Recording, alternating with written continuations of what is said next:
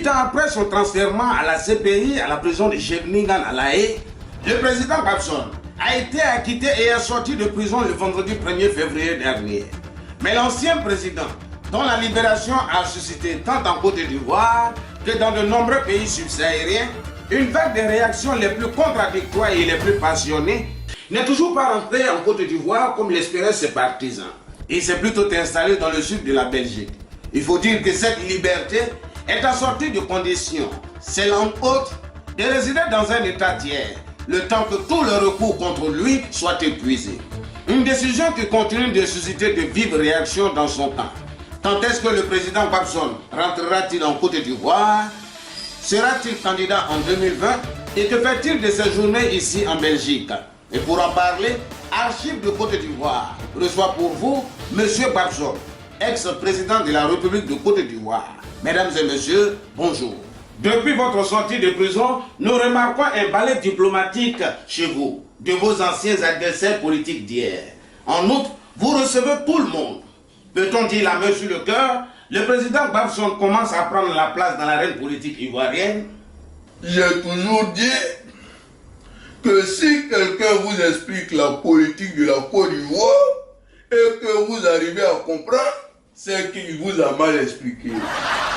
Je vais vous dire quelque chose, comme ça vous allez bien comprendre. Vous voyez, la Côte d'Ivoire, c'est le seul pays au monde, j'ai dit bien le seul pays au monde, où pendant une construction, à la fondation c'est une église, mais à l'inauguration ça devient une mosquée. Donc moi, je reçois tout le monde. Monsieur Babson peut dire la main sur le cœur devant tout le monde entier que 8 ans après, tout ce qui s'est passé c'est sans rancune? Il y a la mémoire des morts à honorer et à respecter. Ensuite, il faut poser des actes pour ne plus que cela se répète. Alino, je vais vous dire quelque chose qui est très important. Vous voyez, j'aime la Côte d'Ivoire, j'aime les Ivoiriens. La Côte d'Ivoire et les Ivoiriens me manquent. C'est vrai, je n'écris pas sur tous les toits, mais le goumé c'est comme la carie dentaire. C'est quand il fait nuit et que tout le monde dort, c'est là que ça fait mal.